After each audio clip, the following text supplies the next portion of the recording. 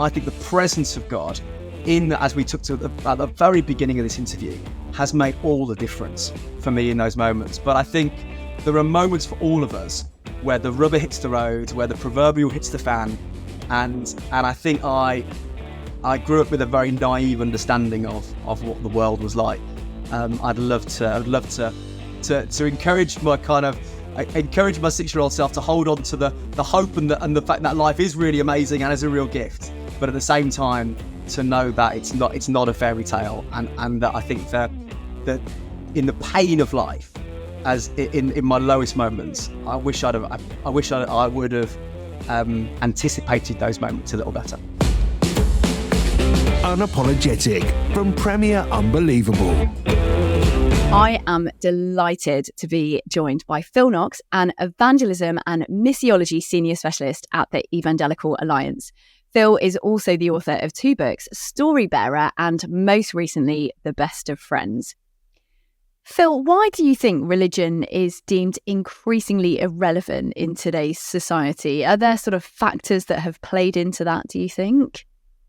Yeah, I think when we look at the kind of cultural landscape as a whole, the winds aren't blowing in the favour of biblical Christianity, are they? I think first of all, as I've alluded to, comfort. I don't think we've ever been more entertained or distracted.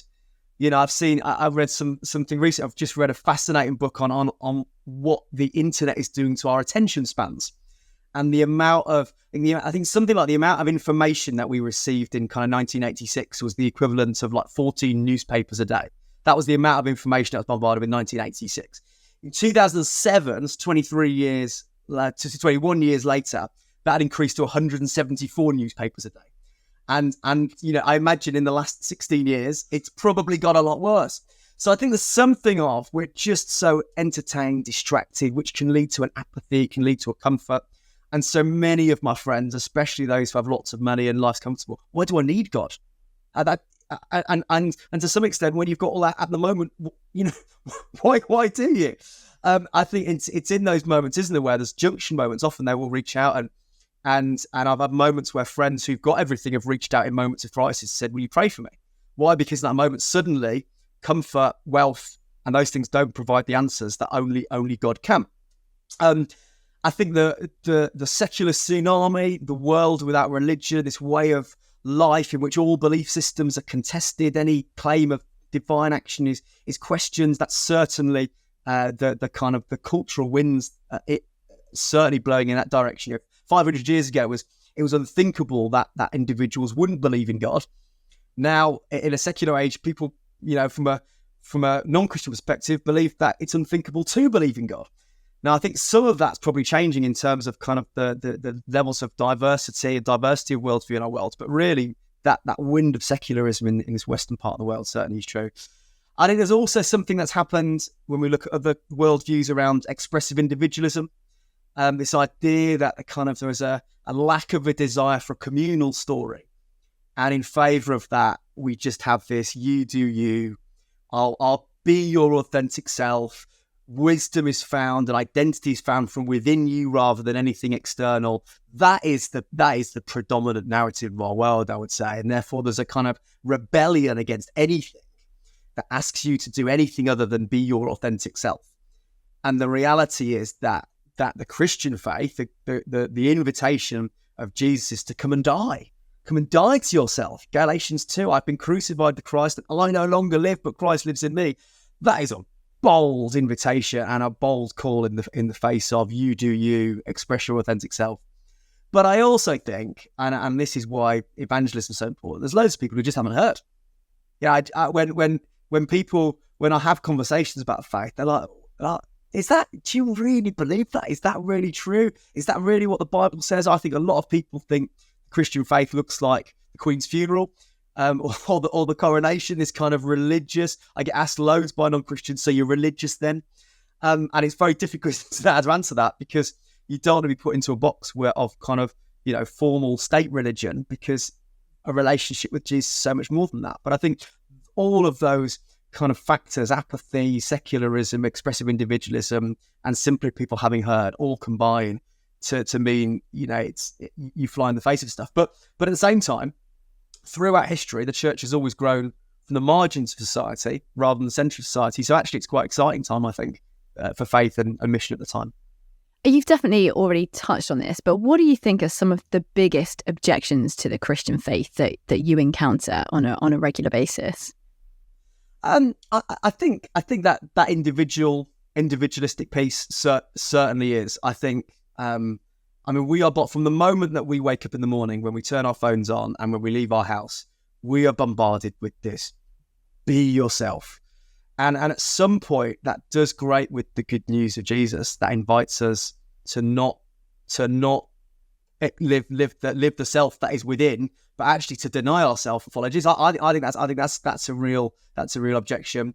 I think in the conversations that I have with friends, so often it's a lot of misunderstandings of what the Christian faith is, and still a few of the kind of age-old classics that were certainly there in my parents' and grandparents' generation, which was about kind of, is Christianity about following rules? And so there's a lot of just misunderstandings that come through, which is why friendship's so important, because it's through conversations that the truth of the Christian faith really can come through.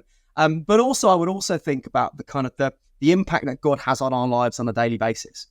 So I think people misunderstand prayer as a kind of ritual and a way to earn God's favor rather than a true intentional relationship with Him. And so I think that's why relationship's so important, because it's through deep conversations that we help overcome some of the misunderstandings around faith.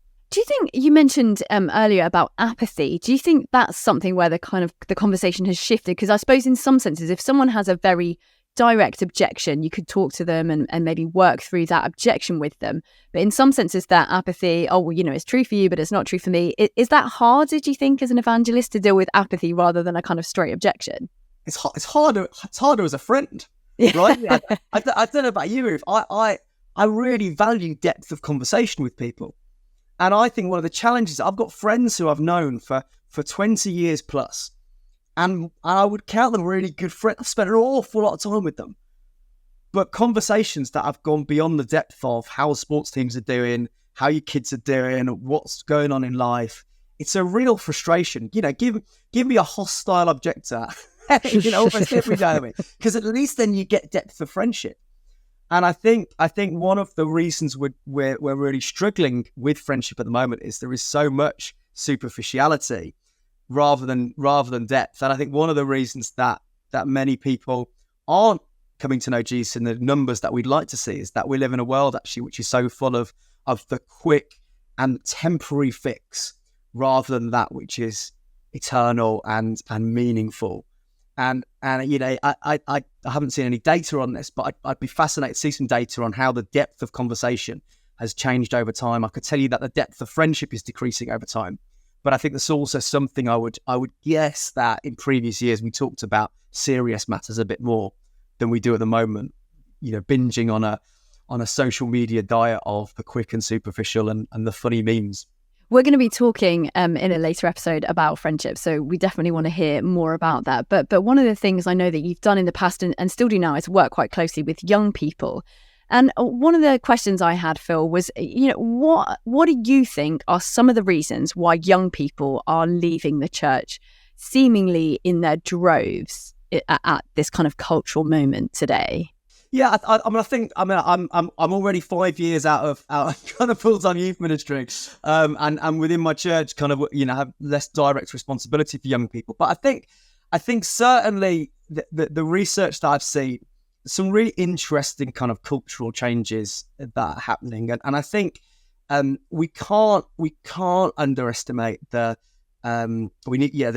value of screens in young people's lives. So I've read some really interesting research that young people are physically safer than ever before. So you look at kind of drug use, alcohol use, smoking, teenage pregnancy, that is dramatically decreasing. And that's partly because young people are going out less. So when the summer holidays have started at the time of recording, went out the other day with my kids, and the park's just empty. Whereas I think when I was growing up, there was a lot more people kind of out on the streets. So that's the first thing. But then But then within that, the mental health challenges, as you've seen, are rocketing. Anxiety, depression, the challenges for young people are a huge thing. So I think that means that kind of church is just less appealing, because it actually involves going out. We talk about the comfort zone stuff, whether we like it or not, going into a kind of social space where we don't know everybody, where there's people of different ages.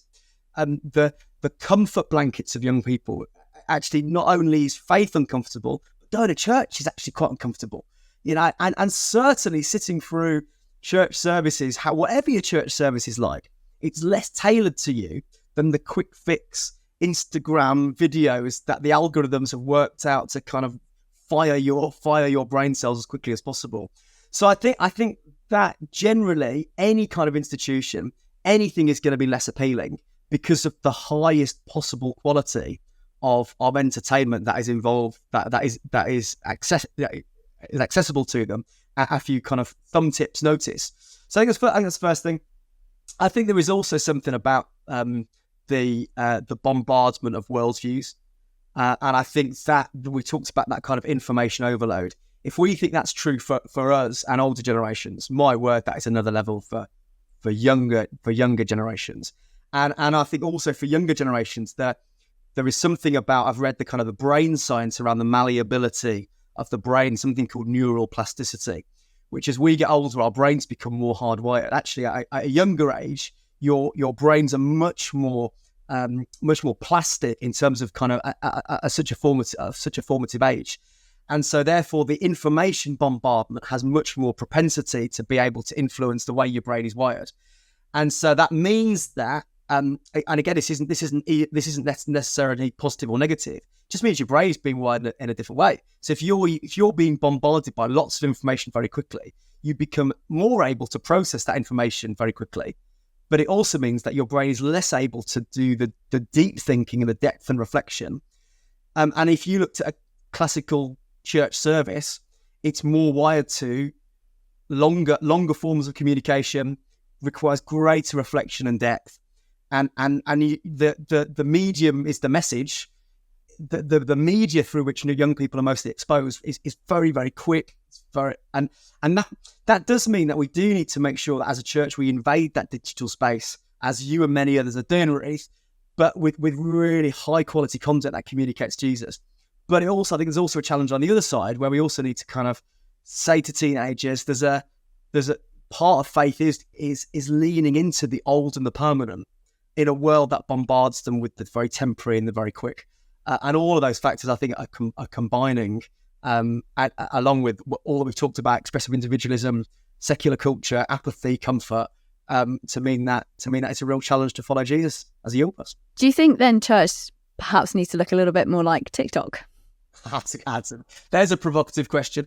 I think church has always, over through the decades, through the centuries, has always at its best where it's thrived, has always kind of held the gospel tightly with one hand, and the newspaper. It's Karl Barth who said that you hold the newspaper in one hand and the Bible in the other. For me, the substance should never change.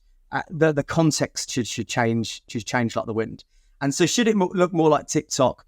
I'm not sure. I think certainly as a missiologist, I can tell you that the digital space is incredibly important and will be incredibly important. If we in 20 years' time look back on how people came to faith and look forward, digital will be the absolute forefront. So should it look more like TikTok? I'm not sure. Should Christians be on TikTok talking about the good news of Jesus? 100%. There's a wonderful story on our Evangelical Alliance YouTube channel of a girl who, when she's asked, how did you become a Christian? She said, I stumbled across Christian TikTok. What did she do then? She asked her friend. Friendship really important. A friend invited to Alpha, gave her a Bible. She's now a wholehearted follower of Jesus. So I think there's something about invading the digital space, but I think there's also something about community and about hospitality and about the kind of the impact that the church makes in the world, and inviting people to take the next step. So every person who comes to a church food bank needs to be invited to be involved in Christian community. And then in terms of what we do as a church and who we are as a church, the kind of services, the groups that we provide do need to respond to culture. I would say part of that is great storytelling. Part of that is looking at poetry and the arts and using the whole media at our disposal to be able to communicate the beautiful good news of Jesus. Let's continue to hold the Bible in one hand and maybe the TikTok app under the other thumb.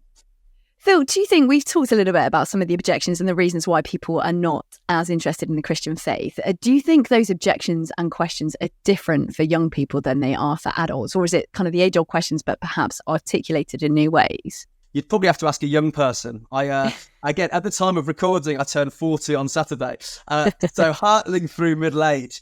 I think, the truth is, I don't know. But I think the world is changing in terms of the amount of worldviews. And so, for example, I went to my 4-year-old's graduation from nursery the other day, which, again, I wasn't, if I'm really honest, all he's done for a year is learn his letters and played in the sand. I wasn't sure it merited the graduation, but it was cute and he wore a little hat. Of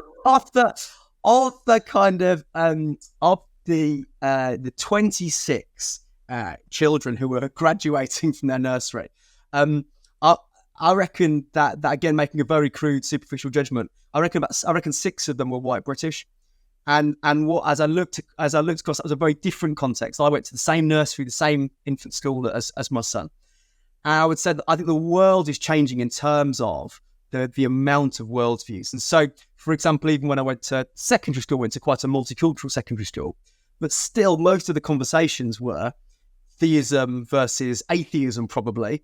Apart from with some of my conversations with my friends of other religious backgrounds. I think for the young people, the variety of worldviews on display is probably greater than ever before.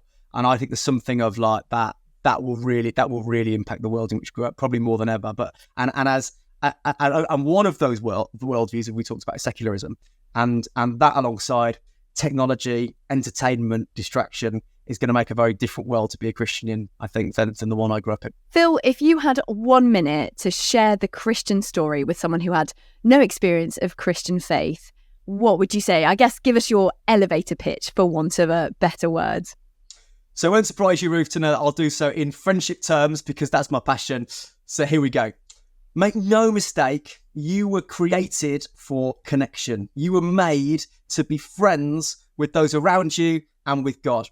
And from God's perspective, again, make no mistake, you are fiercely, relentlessly, perfectly and beautifully loved. But we also recognise that in friendship terms, we have not always been the best friends to God. And a little bit like when our human relationships break down, it can feel like there is a tangible wedge between us and God because of our own selfishness, because of our own, what the Bible calls sin. This separates us from God. But God has not given up on us. From the start of creation to the end of eternity, God has pursued us and wanted to reconcile us and to bridge the gap between our brokenness and his friendship. And he did that through the person of Jesus. 2,000 years ago, lived a man called Jesus Christ, who came down from highest heaven to lowest earth to show us what it was like to be truly human, but also to die on a cross and rise again so that we might be reconciled with God. At that moment, all of our brokenness, all of our sin, all of our shame died with him, and he rose again so we could know friendship again with God. And his invitation to us is that we might be friends with him. And today, if you're listening to this and you don't yet know Jesus, know that God's hand is outstretched to you in friendship. He invites you to know him and be the person that he created you to be. Thanks for that, Phil. That was brilliant. Take note, everyone. That's how to do it. Phil, we've sort of talked a little bit about, various objections, why people might not believe in God. This might be putting you on the spot slightly, but if I were to ask you, why do you, Phil Knox, personally believe in God? What would you say? I would say, first of all, I don't know about you, I know I need to be loved. I think at the heart of the Christian faith is that God loves me. I think I was created for a relationship, and that I believe at the heart of who I am, I need to be loved. And that is at the heart of why I follow Jesus. But also, I would say on a kind of, a more rational level, I need purpose and meaning. I can't believe that I'm an accident. I refuse to believe that this world is an accident. I refuse to believe that Phil Knox is an accident. And there's something at the heart of the Christian faith that gives us purpose and meaning in life. I think there's also something about our need to deal with our past. So I recognise that I've not always got things right, and I feel a degree of shame and of guilt for the things I've done wrong, and I need to be forgiven. And that's why I need God, because only God can do that. And I need to be reconciled to him and to those around me. And finally, I think I believe in a need for family and connection with others. And I think through the Christian faith, through the church, there's something so powerful that connects me with others in a way that I can't do fully without knowing God and without having God at the centre of my life. So love, purpose and meaning, forgiveness and family are the reason I follow Jesus. Phil, you've been a Christian for sort of 35 years. What would you go back and say to your 6-7-year-old self? You've maybe just sort of made that proclamation of faith as a young child. What would you go back and tell yourself, knowing everything that you've sort of learned and experienced over the way? What would you go back and tell your younger self? I think I'd tell my 6-year-old self. It's a good question, first of all. I think I'd share that life is not a fairy tale. I think for me, I think I probably grew up for a lot of my childhood and younger years just thinking in a very self-centered way, actually, that the world revolved around me. And I think I'd probably encourage a 6-year-old, 7-year-old self to be ready for the battles that life would throw at me, as well as the blessings, and to know that God was with me in those moments. I think the presence of God, as we took to at the very beginning of this interview, has made all the difference for me in those moments. But I think there are moments for all of us where the rubber hits the road, where the proverbial hits the fan, and I think I grew up with a very naive understanding of what the world was like. I'd love to encourage my 6-year-old self to hold on to the hope and the fact that life is really amazing and is a real gift, but at the same time to know that it's not a fairy tale, and that I think that in the pain of life, as in my lowest moments, I wish I would have anticipated those moments a little better. Phil, as we come to the end of this podcast, you have definitely touched on this throughout the show, but are there any top tips that you would give someone to share their faith effectively? Yeah, probably. I think the first thing, Ruth, is just to begin by praying, to really pray for some friends. I don't know how it works, but it just does. Some verses in Colossians that say pray that God may open a door for our message. Pray that we might be clear in talking about it. Prayer and evangelism go hand in hand. I think the first thing to really pray. I think the second thing is then be prepared. Evangelism is so much easier when we're ready to share our story. It's so much easier when we're able to communicate something of the Christian faith, whether it's in friendship terms or however else. The next thing is then, when we make the most of every opportunity if there's an Alpha course happening at our church, if there's a Christianity Explored happening, then have a go and invite people, and then in other moments offer to pray. So again, a friend of mine recently, he pours out his heart and he says, my brother's got a brain tumour. Why in that moment would I not offer to pray? And not just say, I'll pray for you, but actually, we were sat in a Wetherspoons, and other pubs are available, but we were sat in a Wetherspoons and right there and then say, can I pray now? And we pray, cool, why wouldn't he accept that? So I think making the most of those opportunities. I'd also then say hospitality, get people around your house and eat food together. That encourages those depth conversations. But also don't do hospitality alone. Get your Christian friends to meet your non-Christian friends. So yeah, pray, be prepared, make the most of the opportunities, and eat together, and try to mix Christians and non-Christians. All of those things, I think, will combine to help people on the next stage of their journey. Phil, thank you so much. We're not done with you yet, because we're going to be hearing lots more about your brilliant book, The Best of Friends, in some future episodes. But thank you so much for joining us today. Brilliant. Thanks, Ruth. Unapologetic from Premier Unbelievable. For more shows, resources and our newsletter, visit premierunbelievable.com.